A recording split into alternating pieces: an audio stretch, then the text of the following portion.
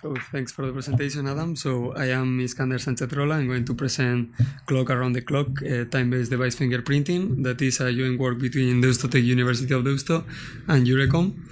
First, we're going to explain what is device fingerprinting. So device fingerprinting is a technique that we use to exploit different features of the machines in order to uniquely identify them among other set of computers.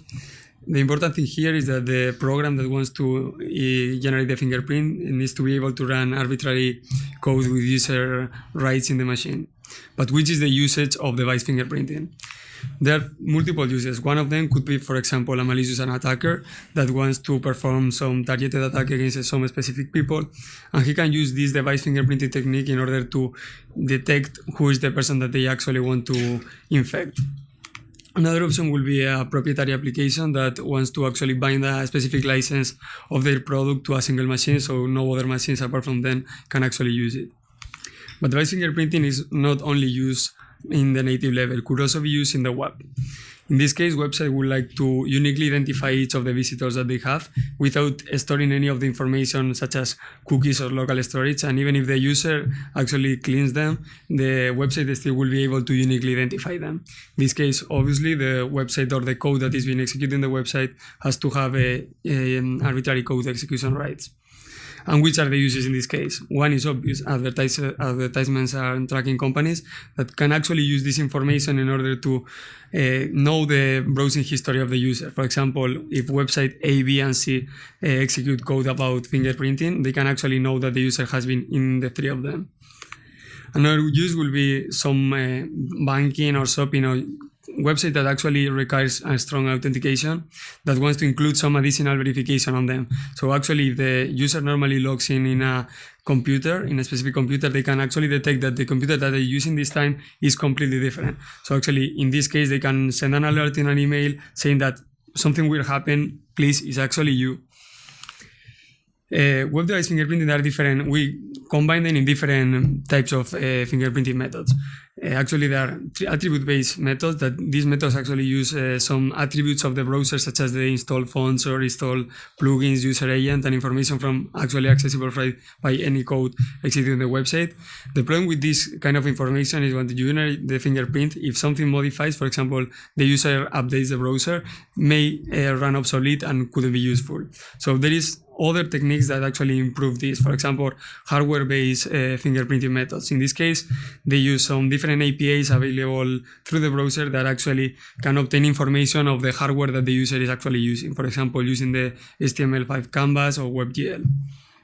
So we wanted to find if there is other methods, hardware-based methods that actually can help to identify the different computers. So we noticed that the execution time of specific functions could actually correlate to the machines that actually where they are running, and actually they could use to differentiate machines that at first point they are identical. So why is this happening? Which is the reason behind this? So we started looking for the literature to see what we could find, and we actually found that the computers can actually fingerprint using different clocks. So for example, one work of Salo proposed to compare the CPU clock cycles of the ticks in the clock with the cycles needed for a digitalization of an analog signal using an external sound card. And after some statistical tests, they can actually know that they are the same. But there are other factors that make a crucial role to this and make some limitations that make the actual use of these techniques not useful in the real world. For example, the program actually needs to have the access to the CPU clock cycles, which actually is common for lower programming languages such as C or C++, but is not common for higher level programming languages such as JavaScript, that is the one that is normally executed on the web. Another problem is that the sound card that they have, the external sound card that they use for it, has to actually have an independent clock apart from the CPU. So this is not so common nowadays, so still is not really useful for all the computers. And finally, the experiment actually needs to run for 1 hour, which is a lot of time. So we start making some other observations and see other things, and we actually realized that some small functions, if we repeated them sufficient number of times, actually we can use this to amplify these small differences between the clock of the CPU and the timer clock. And we measuring this time using the datetime API, we were able to remotely identify the different computers. So how are we doing this? We have two different phases, one generation phase and one comparison phase, in order to know. For example, in the generation phase, as I said, we are repeating a function multiple times, but we are not always repeating the function with the same value in the parameter. For example, here, imagine we have a function that makes a car run a specific distance, 50 meters, 75 meters, or 100 meters. So we start running how the car, and we get the time with the datetime API, and the car took more or less time depending on the CPU cycles. And here we take 0.6 seconds, which actually is an example because in our dataset, the time is more precise. So actually we are doing this with a simple example, so it's easier to understand. Then we do another one with 75 meters. It takes a bit more longer, 0.94 seconds.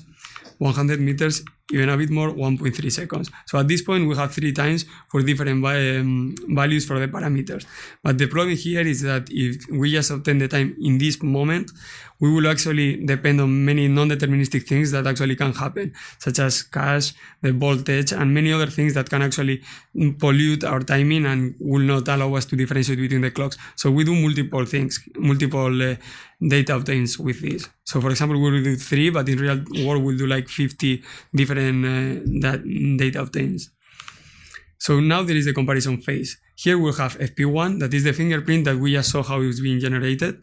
And then we have FT2, that is another fingerprint that actually we don't know if it's from the same computer or not. So this is what we are going to check.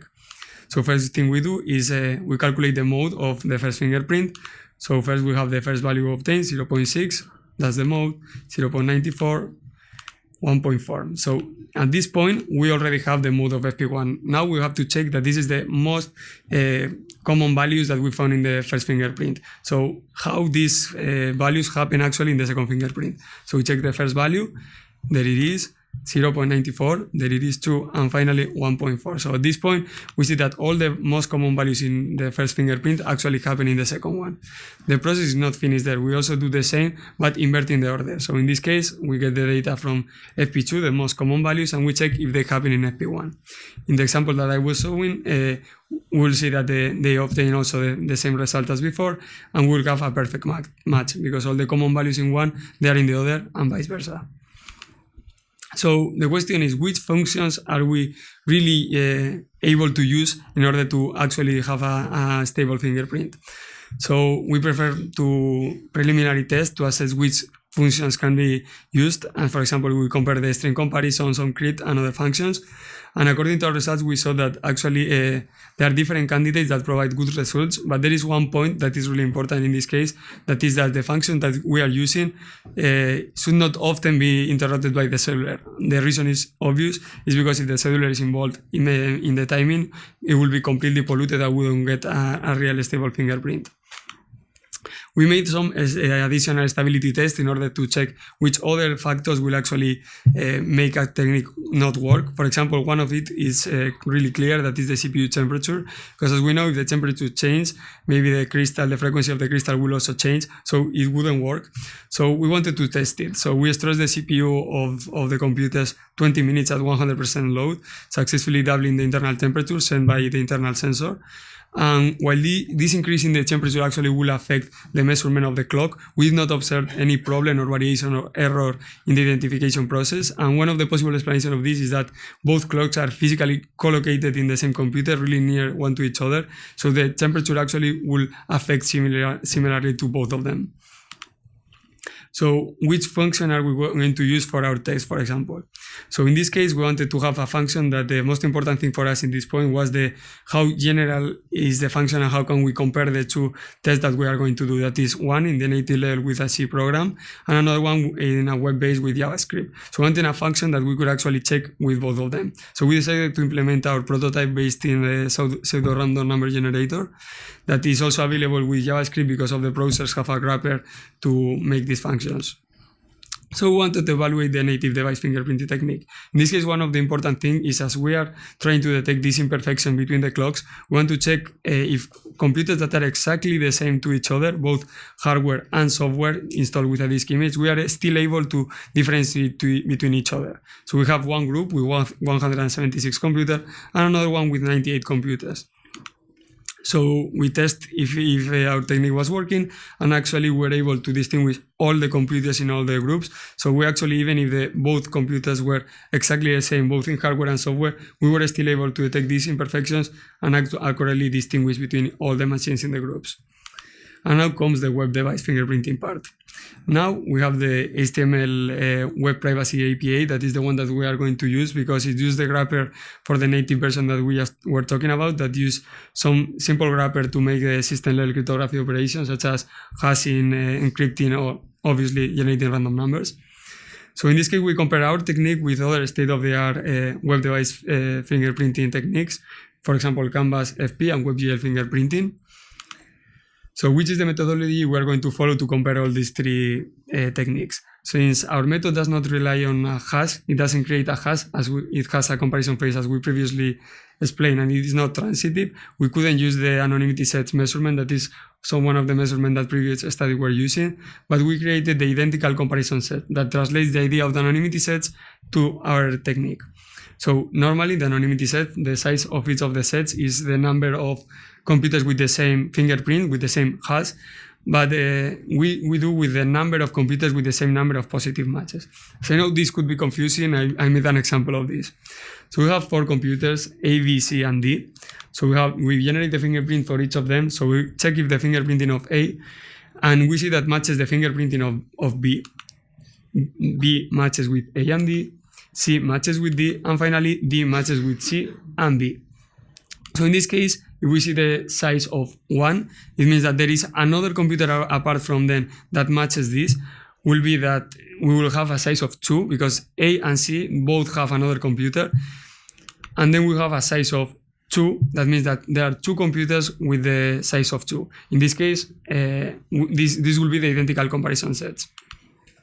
So which is the specific evaluation what we are going to perform here? First, we're going to do the same homogeneous scenario that we talked before. That is, all the computers are the same hardware and software. This is really common in universities and companies. So we wanted to check actually if we still, with the website, we are able to detect these and precisely different computers that are the same. And we have 265 machines, as we said previously. And then in a heterogeneous scenario, that is the typical classical web evaluation that is performed when device fingerprinting is done. So we ask people to visit our website with their own machine without any restriction, and we see if we were actually able to differentiate between each other. In this case, we have 300 participants. So in the homogeneous scenario, the one that all computers were the same, all the techniques, both Canvas and WebGL fingerprinting, were not able to differentiate any of the computers. For them, all of them were exactly the same, and at some point it has sense because they all share the same hardware and they are not able to detect these imperfections. And our method was able to cover around 80% of the computers with the 2 first equally divided sets, which actually is a worse result than the native level, but is actually promising in order to see the real use that this technique will have, that is in a common real-world scenario. And actually, even this outperforms the techniques that previously existed. So this is the general use that we will have, the heterogeneous scenario, where everyone was accessing our website, and we're checking if we could actually differentiate. So if we check the values from Canvas FP and WebGL FP, we actually 0 will mean that there are no other computers in the whole data set that share the same fingerprint. And we see with Canvas and WebGL, we'll obtain like a 15% uniqueness, which is not a bad result actually, but CryptoFP were actually able to obtain more than 40% of uniqueness, which is a high improvement.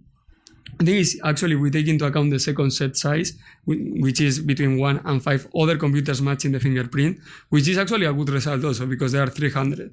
And we see the values in Canvas and WebGL.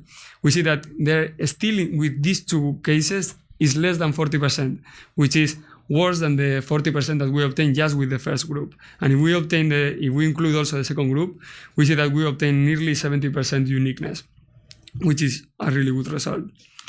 So then, as we know, normally these fingerprint techniques are not using uniquely every technique, but combining many of them. So we wanted to check actually if we combine CryptoFP with both Canvas, WebGL, or on both of them, which will be the results. And we actually see that if we combine CryptoFP with the other 2 techniques, we obtain nearly 80% uniqueness with a set of 300 computers. And if we include the second group, as we did before, we nearly obtain a 100% cover of the method. So just to conclude, we have to say that we saw the timing side channel that is present in all modern computers that actually can be used to uniquely identify different machines. And we actually port our technique to the web, and we show that overcomes the state-of-the-art fingerprinting techniques that even in the homogeneous scenario and in the real-world web fingerprinting experiment. Thank you very much. If you have any question.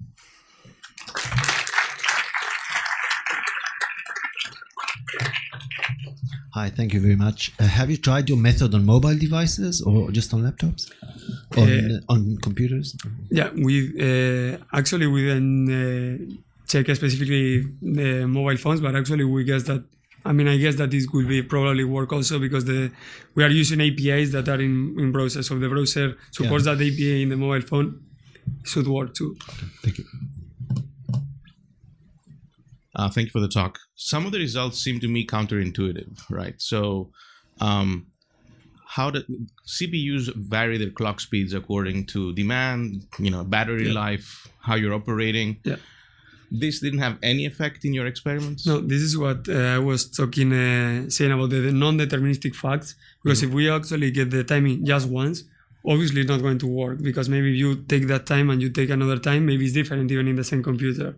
That is why we do multiple checks of this timing. So and then we do the mode. So we're actually getting the most values on this. So we are not going to pollute the time every But your multiple measurements happen within the same second, presumably, right? Yes. So if if I'm running my laptop on a lower clock speed because I want to preserve the battery, if you actually modify the clock speed, you won't get, obviously. Okay. Yes. And did you say that you had 18% of matching for the homogeneous group? Yes, in the web, you mean? Right. Yeah. Why? Actually, the thing that is lower compared to the native level is that the performance now, that is the API that we are using to get the information, is more coarse-grained. So actually, the precision that it gets is lower than the native level. So obviously, there is you don't get so good results that you will get natively. No, I understand, but you said that all the machines were identical, right? Yes. So why 18%? It seems it should be either 100% or 0%. No, because this is the thing that as the precision is less, maybe you will get some information and still will be able to compare some, but still you don't get so much information. So maybe some small modification will make it not work. Okay, thank you. Thanks. Just as a follow-up to Nick's question, what kind of machines were you using there for the homogeneous setup? Yes. Because I'm wondering, I think so. Apple always says they have this awesome hardware, and it's perfect to spec. I don't know. Maybe would it work in the same depending on if it's an IBM laptops or if it's Apple MacBooks, or I don't know. Did you check? Yeah, we were actually using Windows machines in all because they are the machines that we were using in the thing, but. Actually, I will guess that still, even if you use Mac or whatever, actually this imperfection that happen in the clock doesn't mean anything against Apple or Windows or whatever you use. So actually, I guess that still you will be able to identify them. Okay. And another question would be, this is definitely a problem. How do you fix that? What's the countermeasure? Or do we have to wait until NDSS? Yeah, it's a really good question. I'm not sure if I could correctly answer. I would say that maybe if you actually have more control on which is the precision that the timers have, obviously this is what happened in the web, that when the precision was less, it worked worse. So obviously if the precision is even worse, obviously it wouldn't work. The problem is, do the people want actually to lower the precision of this stuff? Not so sure. Okay. Or just randomly kind of cycle the CPU up and down all the time. Oh, yeah. Just as an idea. It was actually a follow-up on this question. Do you think a cryptographic API or whatever we are using as API could have this type of time.sleep to avoid time, is basically a side channel attack through time? Even just sleep it every time make it more constant or something like this, or make it more random, actually, so you can't fingerprint because it's very widely. Yes. But this is this is the typical thing that always happens with timing stuff, that randomizing thing. But the point here is that there are many applications that are using this API for different things. So actually, if you start doing this, maybe they will feel it that it will work as much slower, and actually it will make it not usable in the real life, I would say. Yeah, too much performance. Yes, that's it. Thank you very much. Any follow-up?